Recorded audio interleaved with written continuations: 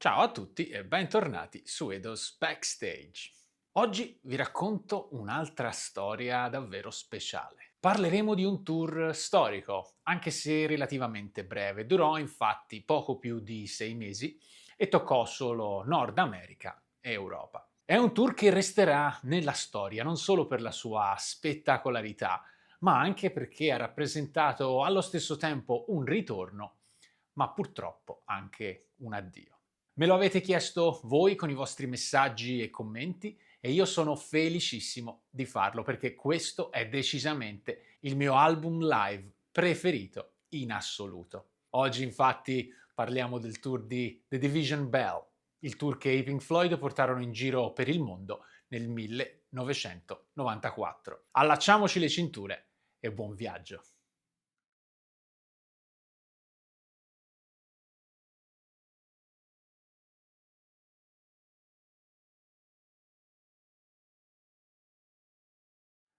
Per capire l'importanza del tour di Division Bell bisogna fare un piccolo passo indietro. I Pink Floyd avevano già dimostrato di poter andare avanti senza Roger Waters nel 1987, quando pubblicarono Momentary Lapse of Reason. Quell'album, accompagnato da un gigantesco tour mondiale, fu un successo e mostrò che la band era ancora in grado di conquistare e stupire milioni di fan. Ma nel 1994 con Division Bell i Pink Floyd fecero un ulteriore passo avanti e lo fecero tornando ad essere una band. David Gilmour, Nick Mason e Rick Wright, rientrato pienamente come membro ufficiale della band, tornarono a comporre un disco partendo da improvvisazioni in studio. Qualcosa che non facevano più dalla metà degli anni 70. E se non avete familiarità con le vicende della band o se non sapete a cosa mi riferisca quando parlo di Rick Wright e il suo ritorno nella band, fatemelo sapere perché significa che dovremo realizzare un video proprio sull'intera storia dei Pink Floyd. In ogni caso, i Pink Floyd con Division Bell non solo consolidarono la loro nuova identità musicale, trainata da David Gilmour e un ritrovato e ispirato Rick Wright, ma riuscirono persino a confezionare un album fortissimo e non unicamente sul piano musicale. Affrontarono infatti temi complessi come la difficoltà di comunicazione e la perdita e la riconciliazione. Qualcosa di accessibile al pubblico perché nuovamente emozioni e contesti a cui tutti prima o poi vanno incontro nella loro vita. Questioni che toccarono profondamente il cuore del loro pubblico, che si sentì coinvolto in prima persona dalle vicende narrate nell'album. Brani come High Hopes, con quella solo di lap steel che ti strappa il cuore, o Keep Talking con la voce di Stephen Hawking, o Coming Back to Life, la prima vera canzone d'amore mai scritta dai Pink Floyd. Sono subito diventati dei classici. E il tour che ne seguì, beh, quello è stato semplicemente epico. Ora, più del 75% di voi che guardate i miei video non sono iscritti al canale. Questo mi ferisce. Il mio psicologo è entrato anche lui in terapia e anche il suo analista ci ha consigliato di ricordarvi ad ogni video di iscrivervi al canale e quindi noi lo facciamo, vediamo se così funziona. Siamo disperati. Ma torniamo alla storia. Da sempre i Pink Floyd seguivano una regola non scritta per la produzione dei loro spettacoli. Ogni tour doveva essere più imponente e più spettacolare del tour che lo aveva preceduto. E se nell'87 il tour di Momentary Lapse of Reason doveva essere esplosivo e imponente proprio perché la band doveva dimostrare al mondo che nonostante l'assenza di Roger il progetto continuava a gonfie vele e che anzi i Pink Floyd stavano meglio che mai, nel 94, se si voleva continuare a seguire l'andamento che ogni tour fosse più spettacolare del precedente, bisognava davvero inventarsi qualcosa di mai visto prima. E il team messo insieme da David Gilmour, Nick Mason e Rick Wright effettivamente riuscì in quell'impresa titanica. I designer Mark Brickman e Mark Fisher misero insieme una produzione gigantesca, qualcosa che aveva un impatto visivo senza precedenti e che ancora oggi sarebbe considerato pazzesco, nonostante siano passati più di 30 anni da quando l'idea fu concepita. Un palco largo quasi 60 metri, dominato da una calotta a semisfera alta 40 metri, che sovrastava e proteggeva backline e musicisti, ispirato alla peculiare forma dell'Hollywood Bowl.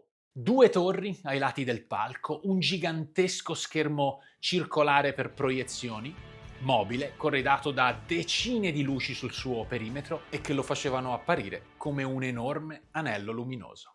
Un sole in grado di sorgere dalla parte posteriore del palco e stagliarsi sopra la testa della band. Centinaia di luci tutto intorno l'arco, sotto la pavimentazione traslucida del palco e nella parte frontale della parte bassa della piattaforma.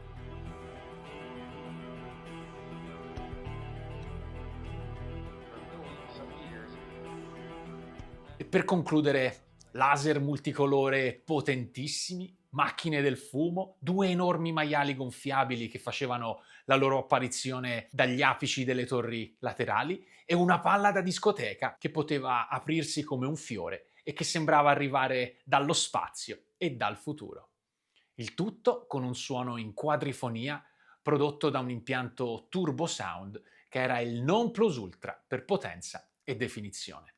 Questo era The Division Bell World Tour. Ma una produzione così complessa, imponente ed articolata non poteva che avere dei costi giganteschi. Per tirare su il palco, la calotta e la struttura su cui poi luci e backline sarebbero state installate servivano 3 giorni e una volta che la struttura era pronta servivano altri 8 giorni per arrestire l'intera produzione. Vennero richiesti 161 tra tecnici e backliners come personale viaggiante, che venivano poi assistiti da altrettanti operai e facchini locali. Date le tempistiche decisamente importanti, per tirare su tutta quella produzione, i Pink Floyd si avvalevano di 3 palchi.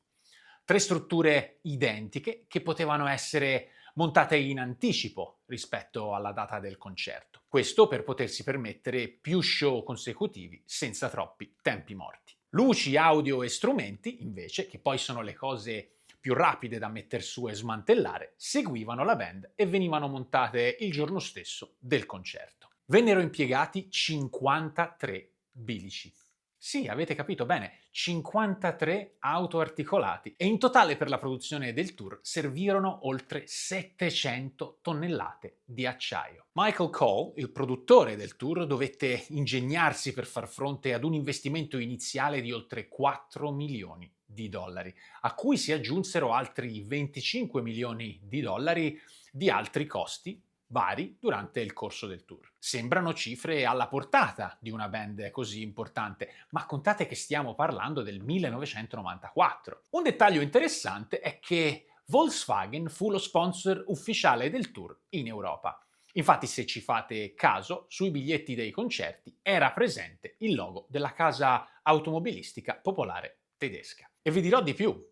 Non so quanti di voi sapranno questa cosa. Una versione speciale della Golf, dedicata all'evento, con interni disegnati da Nick Mason, fu persino lanciata in onore di questa collaborazione. Anche se, anni dopo, in un'intervista, Nick disse che accettare quella sponsorizzazione non fu proprio una mossa brillante. Secondo lui, la collaborazione con Volkswagen era un po' come dire fuori tono rispetto all'identità della band e forse tornando indietro non avrebbero dovuto accettare. La band del resto, come dichiarato da David Gilmour stesso alla conferenza stampa organizzata da Volkswagen in occasione dell'annuncio della collaborazione, sarebbe stata perfettamente in grado di autofinanziarsi il tour con le proprie forze. Ma ovviamente avere un gigante come Volkswagen aiutò e non poco, soprattutto nella promozione del tour. Pensate che oltre alle normali campagne pubblicitarie che tutte le grandi band mettevano in campo per le promozioni dei loro dischi e dei loro tour, i Pink Floyd poterono avvalersi di un enorme dirigibile con loghi e design unici ed inconfondibili, dipinti apposta dall'artista Burt Dodge, che fu fatto sorvolare sopra gli Stati Uniti per un tour promozionale che durò diversi mesi e che toccò tantissime città dove la band si sarebbe esibita. Ditemi la vostra, voi che ne pensate? Avreste accettato un compromesso se foste stati voi al posto di Gilmour e soci? Lasciatemi un commento e fatemi sapere, perché io sono dubbioso e sinceramente non so che cosa avrei fatto. Ma torniamo alla musica, perché sul palco non c'erano solo Gilmour, Wright e Mason. Avevano con loro una squadra incredibile di musicisti e vocalist eccezionali. Guy Pratt al basso, John Carin alle tastiere, Tim Renwick alla chitarra, Gary Wallace alle percussioni. Tutti personaggi già noti ai fan della band, perché già conosciuti in occasione del tour del 1987, e il mitico Dick Perry al sassofono. Insomma, un dream team. Al contrario del tour precedente, però, dove la squadra di musicisti di supporto suonava insieme ai Pink Floyd praticamente su tutti i brani, nel Division Bell Tour le risorse extra furono utilizzate con un po' più di parsimonia, per mettere ancora più in evidenza il contributo sul palco dei Pink Floyd e soprattutto dei rinvigoriti Mason e Wright. E poi c'erano le coriste, e parliamo di Sam Brown, Durga McBroom e Claudia Fontaine. Per l'occasione fu arrangiata una parte a 3 voci di The Great Gig in the Sky, bellissima secondo me. Ogni volta che ascolto quella versione dal vivo mi vengono i brividi. Certo, forse sentire la canzone interpretata da 3 persone non è così impressionante come quando è una persona sola ad eseguirla per intero. Ma che ci volete fare? Eva nel 94 aveva solo 7 anni. Ma ora arriviamo al cuore di tutto, il suono di Gilmour.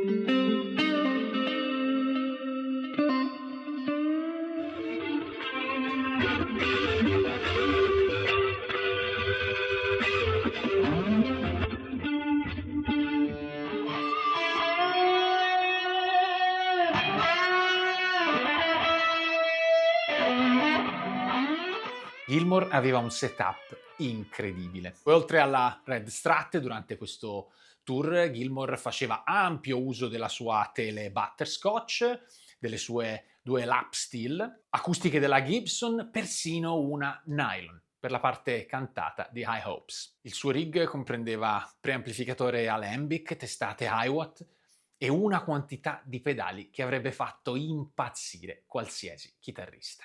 Forse dovremmo fare un video dedicato solo per il setup del tour del 94, e se lo volete fatemelo sapere qui sotto nei commenti, perché io non aspetto altro che fare un video così, però non vorrei anche annoiarvi con troppi tecnicismi, quindi ditemi voi. Ma volete sapere cosa secondo me rendeva davvero i suoi suoni così spettacolari? Ovviamente oltre alla sua mano. La risposta è l'immagine stereo.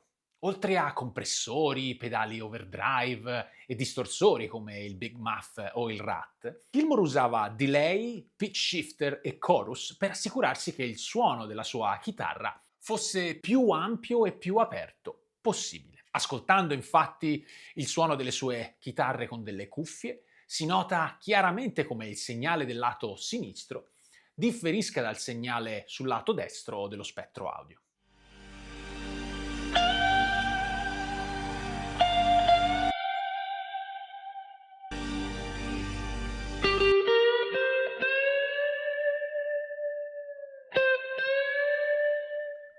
Attenzione però, il suono che sentiamo nell'album Live Pulse non è esattamente lo stesso suono che chi ha avuto la fortuna di assistere alle performance dal vivo si è goduto. Intanto i suoni di Gilmour sono maturati, sono cambiati un po' nel corso del tour, come è anche normale che sia. Ma poi in studio il suo suono di chitarra è stato ulteriormente ritoccato, migliorato e reso ciò che oggi è probabilmente il suono di chitarra più bello e grandioso di tutti i tempi. Ora vi faccio sentire una comparazione del suono lead presa da una registrazione di un concerto catturata direttamente dal mixer, e quella invece portata in studio e rielaborata per l'album Pulse.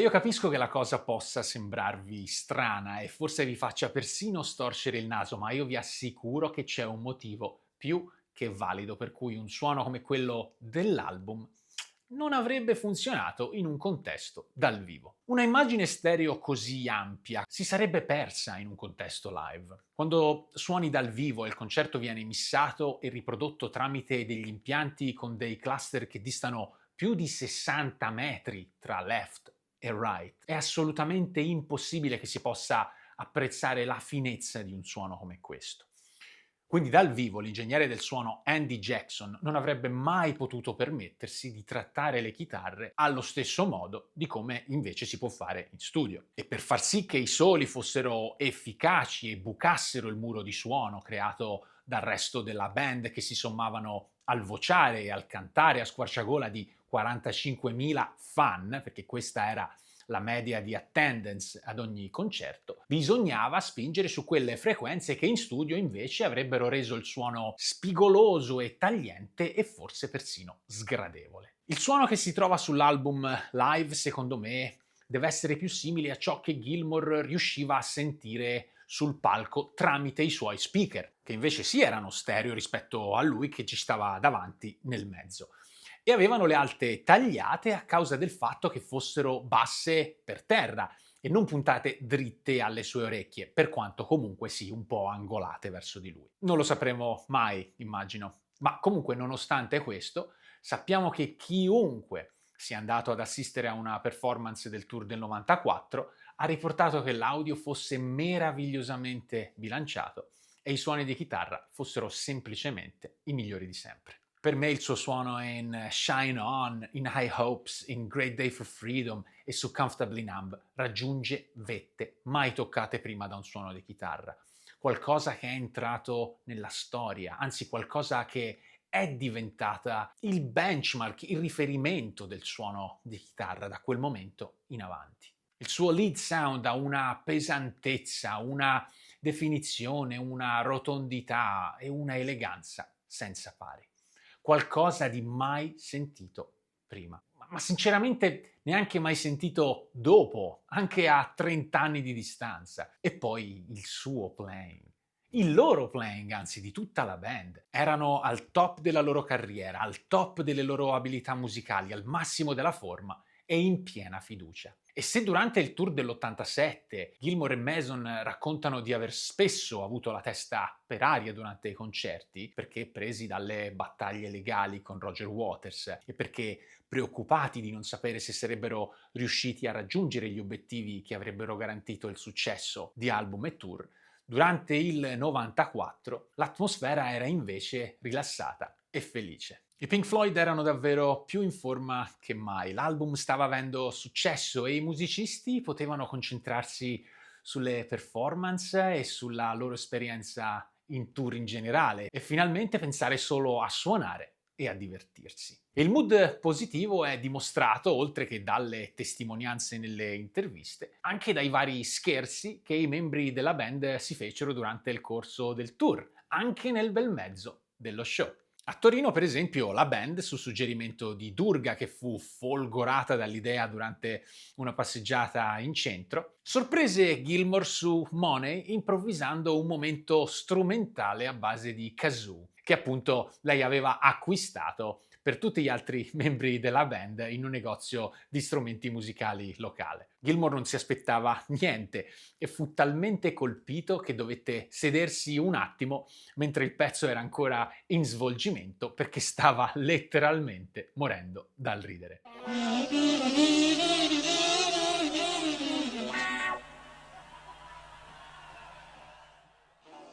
E la scaletta del tour è stata riuscitissima, splendida. Il concerto si apriva con un tappeto di suoni e rumori molto ambient, diciamo, una specie di introduzione che veniva riprodotta nei 10-15 minuti antecedenti il concerto.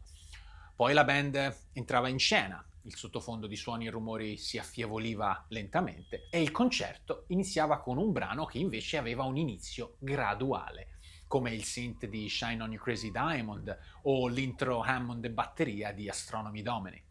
Durante il tour la scaletta ha variato di tanto in tanto e sono stati eseguiti anche brani molto particolari come Marooned o Pulse Apart, Lost for Words, ma la cosa più interessante è che ad un certo punto del tour Polly Samson ha proposto a David e agli altri due Floyd di eseguire per intero Dark Side of the Moon. E vedete, anni dopo portare in tour il disco più famoso, magari per celebrarne l'anniversario, è diventato un po' un cliché. I Floyd invece decisero di farlo a metà tour, senza pubblicizzarlo e sorprendendo il pubblico, e lo fecero 3 volte anche in Italia: Udine, Modena e Roma.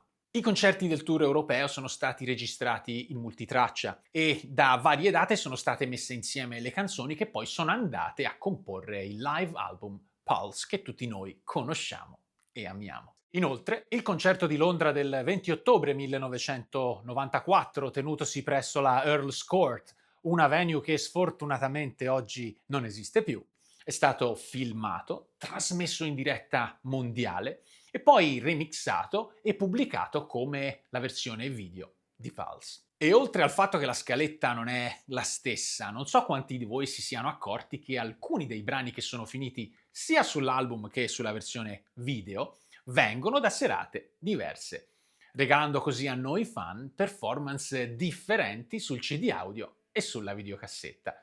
Io trovo che questa sia una trovata stupenda e geniale. Non lo avranno fatto i Pink Floyd per la prima volta nella storia, forse, ma certamente gli è riuscita dannatamente bene come cosa, non trovate? In generale il tour del 94 fu assolutamente grandioso, ma se bisogna raccontare tutta la verità, ci furono anche cose che andarono storte.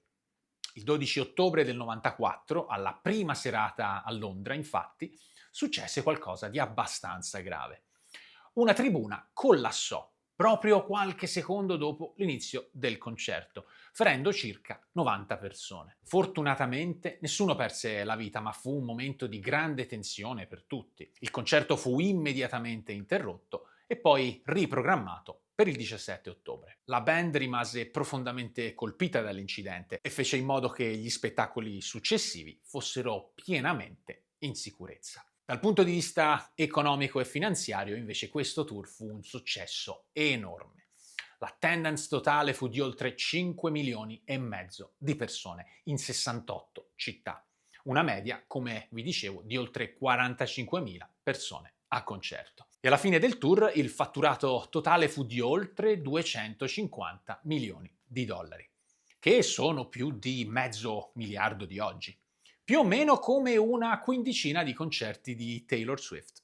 Lo so, non dirò niente. E visto che ho menzionato l'aspetto economico, ora parliamo di una cosa che mi ha profondamente colpito quando l'ho scoperta. I Pink Floyd decisero di donare i proventi delle ultime 14 date del tour, quindi quelle in Inghilterra, a varie organizzazioni di beneficenza. Pare una diversa ogni sera. Questa cosa io l'ho trovata stupenda e dimostra come effettivamente la band non fosse spinta da avidità e semplice volontà di arricchirsi, ma come invece ci fosse davvero passione, voglia di stare insieme e di fare un qualcosa di grande. Durante una conferenza stampa di presentazione dell'album, Nick Mason si spinse a dichiarare che il tour non era stato pensato come il loro tour di addio. E ci furono voci alla fine del 1994 di un ritorno dei Pink Floyd in Asia e magari di nuovo in America ed in Europa nel 95. Purtroppo le voci non si concretizzarono e il tour della loro ritrovata armonia musicale è di fatto diventato il loro non dichiarato tour di addio. E Division Bell è rimasto l'ultimo album pubblicato dai Pink Floyd come band. Per me è un album straordinario, insieme a Wish You Were Here credo il mio preferito. E voi che ne pensate? Scatenatevi nei commenti, fatemi sapere qual è il vostro album preferito. Se sarete in tanti a citarne uno in particolare, magari ci facciamo un video. Basta, io mi fermo qui per oggi ragazzi, è stato un piacere portarvi con me in questo viaggio e spero che questo video vi abbia trasmesso almeno un po' di quella magia. Per la realizzazione di questo video mi sono avvalso del prezioso contributo e la consulenza di Enrico Soldatini di Floyd Channel e di Marco Carazzita. Io come sempre vi ringrazio per essere stati con me in questo video, vi abbraccio fortissimo e vi do appuntamento al prossimo episodio, sempre qui su Eidos Backstage.